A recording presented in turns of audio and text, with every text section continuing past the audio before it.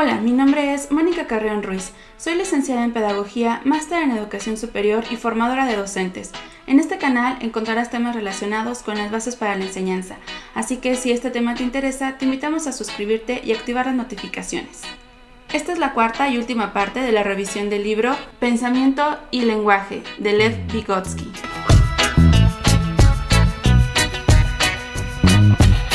En esta ocasión vamos a analizar el capítulo 7, Pensamiento y Palabra. Vygotsky comienza este capítulo citando un fragmento de un poema de O. Mandelstam. He olvidado la palabra que quería pronunciar, y mi pensamiento incorpóreo regresa al reino de las sombras. No cabe duda de que en el desarrollo del niño existe un periodo prelingüístico en el pensamiento, es decir, que el niño tiene pensamientos que no puede expresar con palabras, y una fase preintelectual en el lenguaje, es decir, que el niño puede decir palabras cuyo significado aún no comprende. Una palabra sin significado es un sonido vacío. El significado es, por lo tanto, un criterio de la palabra y su componente indispensable. Desde el punto de vista de la psicología, el significado de cada palabra es una generalización o un concepto. El significado de la palabra está sujeto a un proceso evolutivo, es decir, que los significados no son inmutables. La evolución histórica del lenguaje cambia la estructura del significado y su naturaleza psicológica. Y esto es muy importante, no cambia solo el contenido de la palabra, sino el modo en que se generaliza la realidad y el modo en que esta realidad se refleja a través de la palabra. La relación entre pensamiento y palabra no es un hecho, sino un proceso, un continuo ir y venir del pensamiento a la palabra y de la palabra al pensamiento. Y en él, la relación entre pensamiento y palabra sufre cambios que pueden ser considerados como desarrollo en el sentido funcional. Es necesario distinguir dos planos en el lenguaje, su aspecto interno y el externo y fonético, que, aunque forman una unidad, tienen sus propias leyes. Para adquirir el dominio del lenguaje externo, el niño va de una fracción al todo. En lo que respecta al significado, las primeras palabras de un niño cumplen el papel de una oración completa.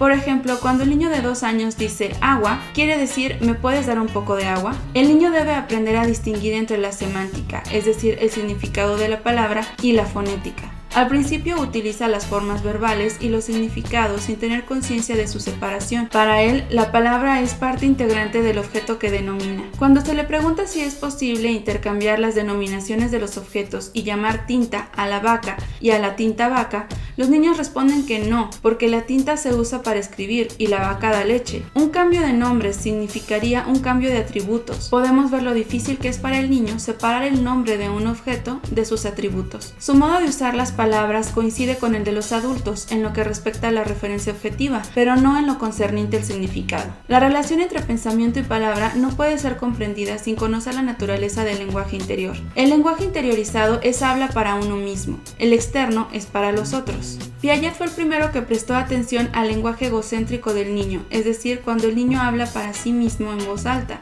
y también el primero que vislumbró su significación teórica. Sin embargo, Vygotsky considera que Piaget no prestó atención a la característica más importante del lenguaje egocéntrico, su conexión genética con el lenguaje interiorizado. El hecho de que la vocalización del lenguaje egocéntrico disminuya gradualmente en el niño denota el desarrollo de una abstracción de sonido, una nueva facultad del niño para pensar palabras en lugar de pronunciarlas. El rasgo distintivo del lenguaje interiorizado es una sintaxis peculiar. Comparado con el lenguaje externo, el interiorizado parece desconectado e incompleto. Presenta una tendencia hacia la abreviación, es decir, omisión del sujeto de una oración y de todas las palabras conectadas y relacionadas con él, en tanto se conserva el predicado. Esto sucede así porque nosotros sabemos sobre qué estamos pensando, o sea que siempre conocemos el tema y la situación. En cambio, el lenguaje externo, el diálogo, presupone siempre un conocimiento común a las partes que permitan el lenguaje abreviado y, en ciertas condiciones, oraciones que solo tienen predicado. Por ejemplo, si dos personas se encuentran en la estación del tren y uno de ellos dice llega a las 4, ya no es necesario mencionar la palabra tren, porque ambos saben a qué sujeto de la oración se están refiriendo. En el lenguaje escrito, como el tono de la voz y el conocimiento del tema están excluidos, nos vemos obligados a usar muchas más palabras y de modo más exacto. El lenguaje escrito es la forma más elevada del lenguaje. El borrador mental de lo que vamos a decir o a escribir es el lenguaje interiorizado. Sin embargo, el habla interiorizada es un lenguaje desprovisto casi de palabras. El lenguaje interiorizado es un pensamiento de significados puros, es dinámico e inestable, fluctúa entre la palabra y el pensamiento.